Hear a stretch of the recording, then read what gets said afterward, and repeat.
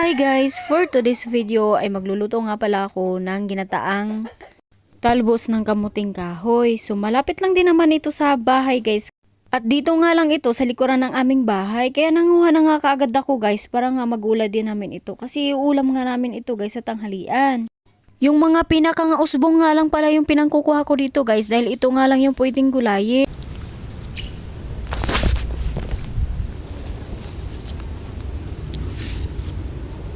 Ito yung ginagulay namin. Yan, ito. Ito. Yan yung usbong nito guys. Ito yung ginagulay namin.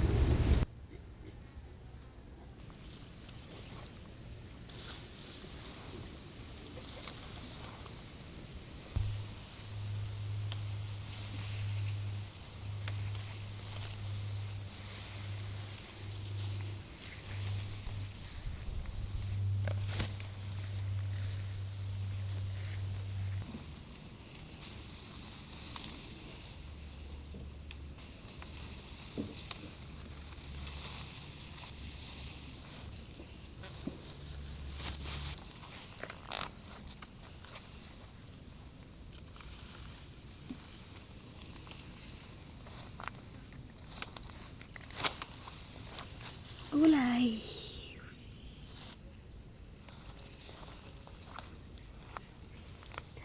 At ayan na nga lahat yung mga pinangkukuha ko ng usbong ng kamuting kahoy guys. At kung makikita nyo dyan sa video ko guys, ayan yung mga tanlara namin. Medyo malalaki na nga itong mga tanlad namin guys. Pwede na nga itong harvestin.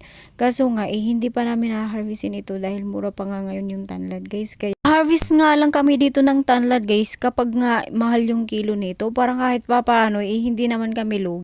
Fast forward ay nakauwi na nga ako sa bahay guys at ayan na inumpisahan ko na nga ang paghimay-himay nito kasi para mamaya guys ay maluluto ko na nga kaagad ito.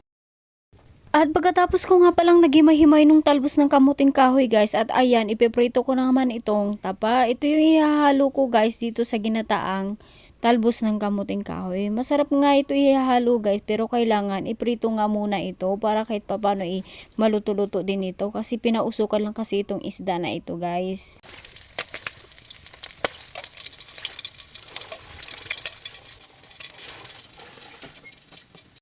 At pagkatapos ko nga palang nagprito guys at ito naman ang gagawin ko ngayon ay magayat-get naman ako nitong ricado guys para nga mamaya i-ready na.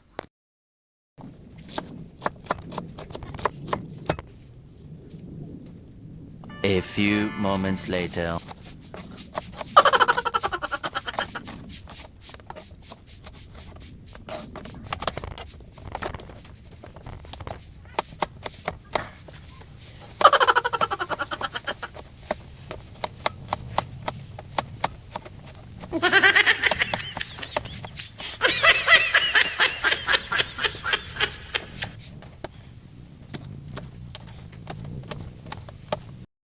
At sa wakas ay natapos na ako magayat-get ng mga ricado guys. Ay grabe, napaiyak talaga ako.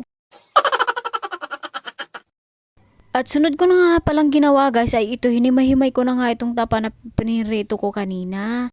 Para nga pagkain mamaya wala na nga tinik, diretso subo na lang.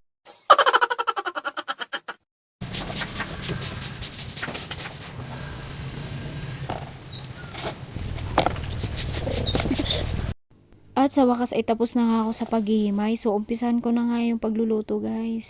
Ay sorry, hindi nga pala ako magluluto nito guys. Ito nga pala yung josawa ko yung magluluto nito.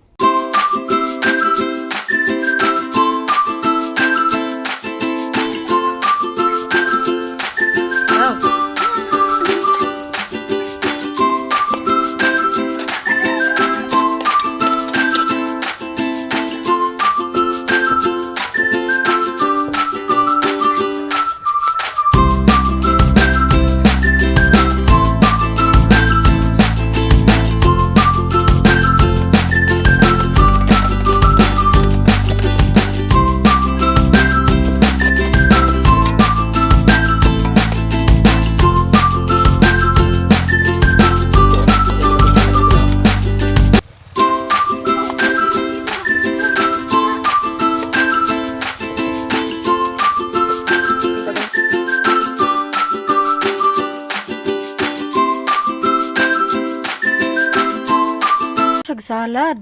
Kaya nga. Wow, parang salad talaga siya.